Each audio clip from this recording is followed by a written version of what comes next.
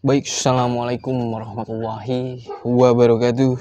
Waalaikumsalam warahmatullahi wabarakatuh. Balik lagi bersama kita di Udang Ising podcast abad ini. Kita mau bahas MotoGP seri 2 Portugal. Portimao. Yoi, sprint race-nya dulu. Hasilnya itu pertama Maverick, kedua Marc Marquez, ketiga Jorge Jorge Martin, keempat Bagnaia, kelima Jack Miller. I see. Aprilia di sprint race ini menurut lu hoki atau apa? Aprilia atau Maverick? Maverick, terutama Maverick ya. Terutama Maverick menurut gua nggak hoki juga, tapi juga dibilang nggak jago juga, karena berkaca dari musim lalu dia podium juga. Jadi histori dia di sirkuit ini emang bagus ya? Emang bagus. Histori dia di Portimao ini memang bagus. Bukan karena Aprilianya, tapi karena mungkin Mavericknya suka dengan karakter sirkuit ini. Ya walaupun sebenarnya ini dia ke satu ini ya hibah dari Pecco sih. Yang melakukan blunder. Ya, sekarang kita bahas Pecco dulu deh ya, karena jujur gue agak kecewa sih. Maksudnya dia biasanya Sabtu nggak pernah bagus, terus Tiba-tiba kemarin dia bagus, posisi 1 dan udah ngegap juga. tiba-tiba. Dan alasannya dia bisa kayak gitu tuh menurut gue sungguh sangat disayangkan gitu, karena seorang 2 kali juara dunia gitu, bisa-bisanya dia melakukan nggak mikirin efek dari tangki bensin yang udah mulai kosong gitu. Gimana tuh menurut lo? Menurut gue sih gue kecewa ya, karena ya sekelas 2 kali Jordan kok lo bisa gitu.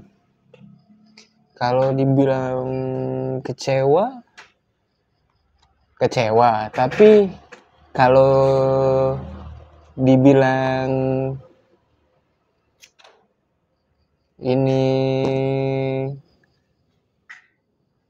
apa ya dibilangnya, ya memang kebiasaan seorang Pecco Bagnaia selalu melakukan kesalahan-kesalahan yang tidak penting.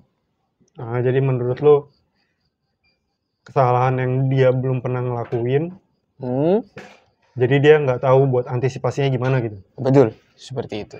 Biasanya kan kalau dia ngelakuin salah apa, setelahnya dia nggak akan pernah ngelakuin itu lagi gitu biasanya kan? Biasanya iya, tapi memang harus diakui Pecco ini Mr. Blunder menurut gua ya. Kok bisa? Karena menurut gua di 2 juara dunia kemarin tuh sering banget dia blunder. Kalau hasilnya Marc Marquez ini di sprint menurut lu gimana? Dia kedua loh. Marc Marquez hasil di sprint menurut gua dia masih meraba motor Ducati. Masih belajar ya? Masih belajar. Adaptasi dia ya? Ya, kalaupun seandainya dia anggaplah misalkan sudah 2 musim di Ducati, gue pegang dia juara 1 di Portimao sprint. Kita bahas race hari Minggunya nih. Jorge Martin 1, Enea Bastianini dan TRS bisa memasuki podium dengan gas mesin. Kalau yang ke satu dulu ya. Jorge Martin ini menurut lu gimana? Strategi bagus dan seperti biasa konsisten di awal. Dia sudah tahu kalau Pecco akan menerapkan strategi yang sama seperti seri pertama di Qatar. Jorge Martin tahu Pecco akan berusaha menusuk dari belakang lalu kabur. Tapi sayangnya Jorge Martin sudah belajar dari situ. Start dia bagus, Di tikungan pertama langsung ambil posisi pertama, tidak pernah duel, jaga ban bagus, langsung ngegap, aman sentosa, lancar jaya, juara 1 di tangan pemimpin puncak klasemen untuk sementara di 2 seri ini. Tapi lu bilang kan yang seri episode kemarin tuh dia bakalan bagus, tapi ujung-ujungnya jatuh. Untuk seri ini nggak kebukti nih. Gue berharapnya sih kemarin dia jatuh ya, biar seru gitu. Nggak taunya aman-aman aja sampai finish. Gue tuh selalu berkaca sama musim lalu lah. Hmm. Musim lalu tuh dia konsisten juga, bukan? Terus kita bahas yang kedua nih. Enea Bastianini. Menurut gue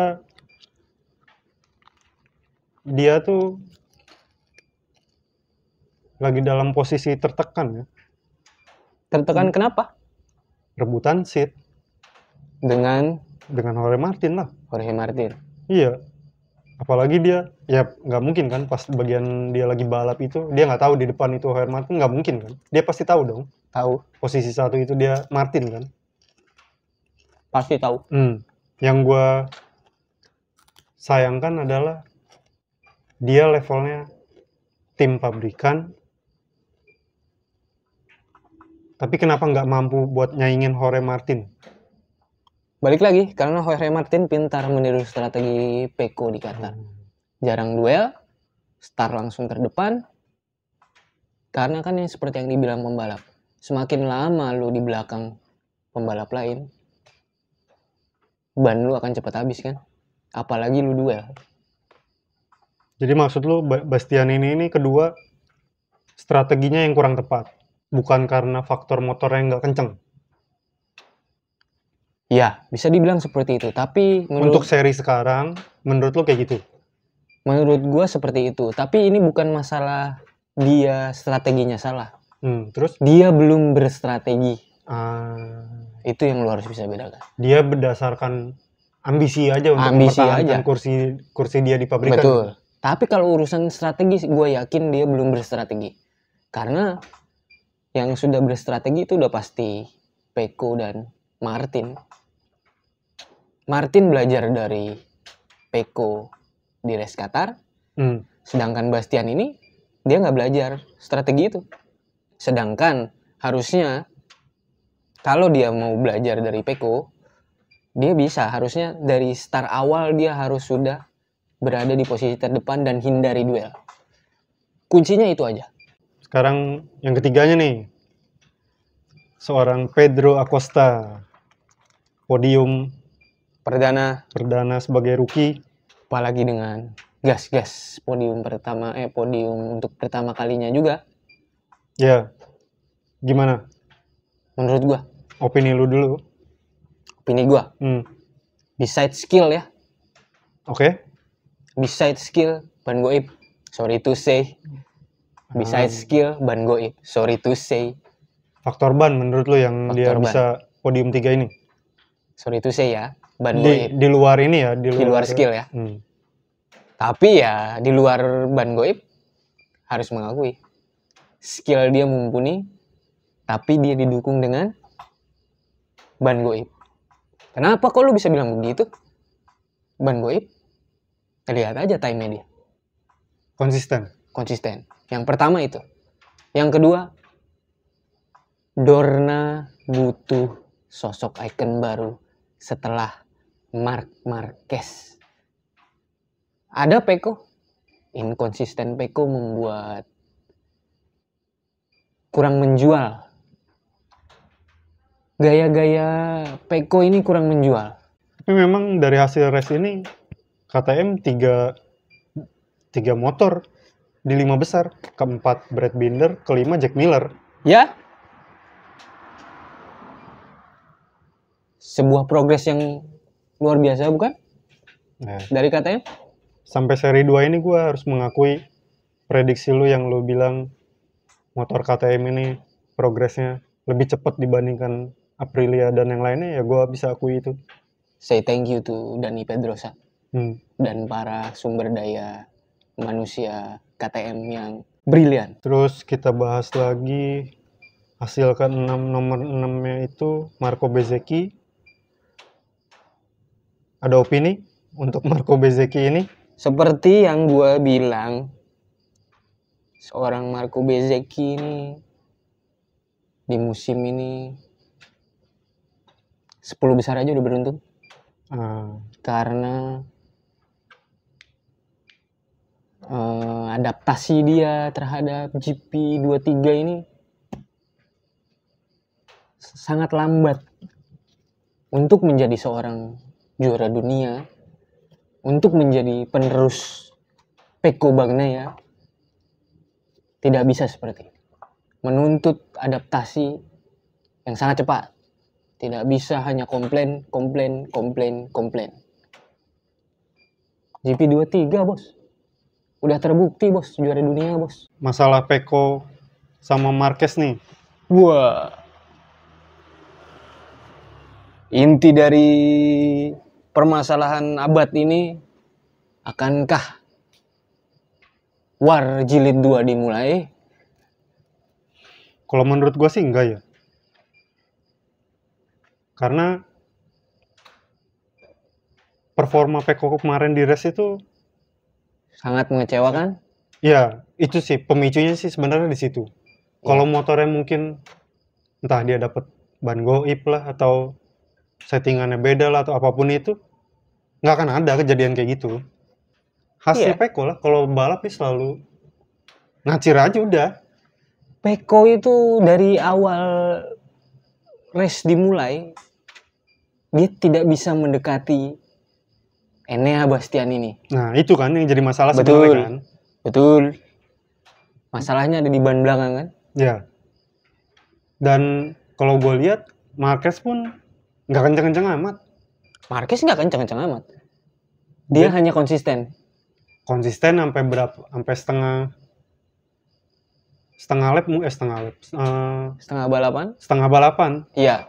Habis itu dia ya hidup segan mati tak mampu. Betul. Marquez tuh melihat peluang Bagnaia ini kesusahan di ban belakang kan.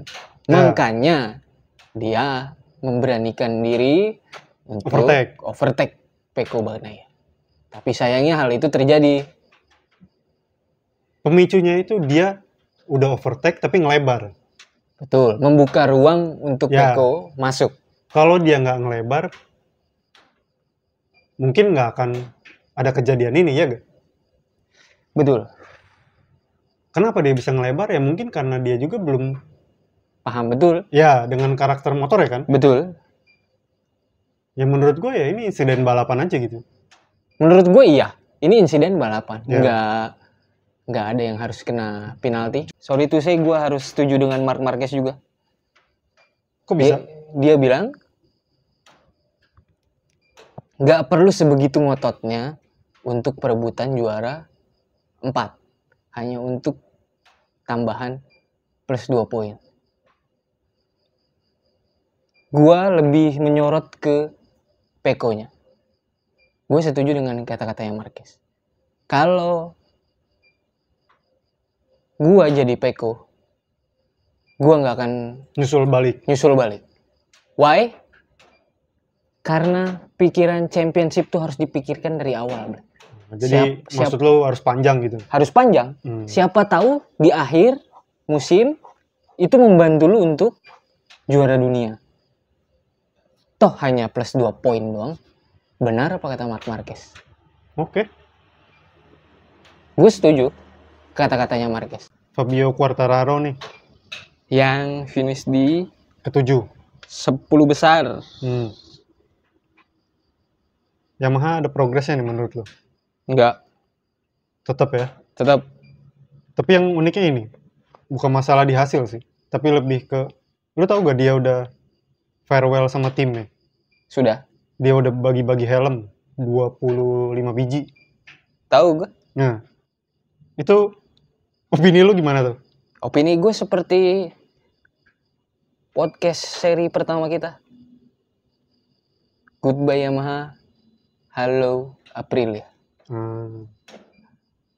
Jadi dia udah gak akan fokus di pabrikan Yamaha nih sekarang. Maksudnya dia udah bakalan manuver buat nyari pabrikan lain gitu. Dia sudah bilang kan di wawancara MotoGP, nggak akan nyampe sebulan dia akan memutuskan tetap bertahan atau sebulan dari sekarang? Sebulan dari setelah Portimao. Oh. Kan dia di wawancara kan, bagaimana masa depannya, keputusan apa yang mau diambil.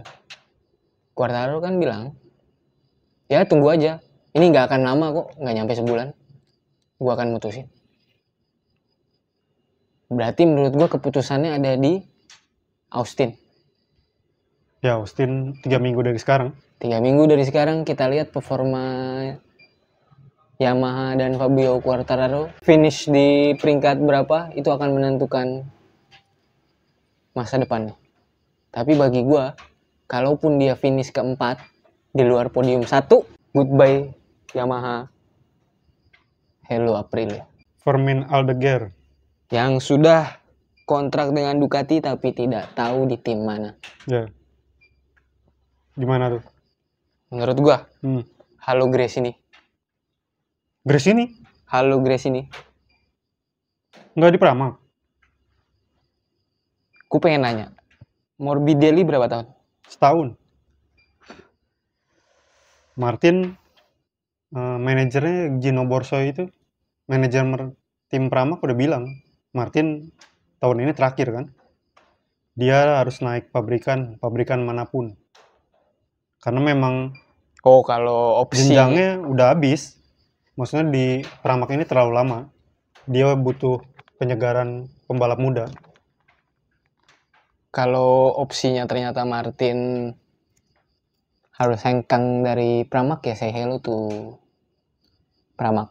Tapi kalau Martin seandainya tetap memutuskan untuk di Pramac, Fermin ke Gresini. Tapi kita lihat kuncinya ada di siapa? Menurut lo? Kuncinya ada di Martin. Yes. Yeah. Setelah Martin kuncinya ada di siapa? Seandainya Martin memutuskan untuk bertahan di Pramac, kemungkinannya kecil menurut gua kalau dia bertahan di Pramac tuh.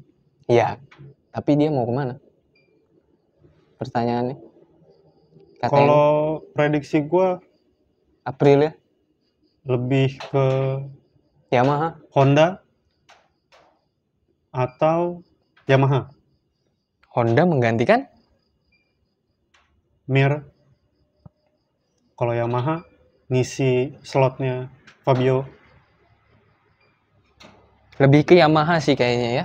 Untuk seri selanjutnya, Texas Austin, Amerika.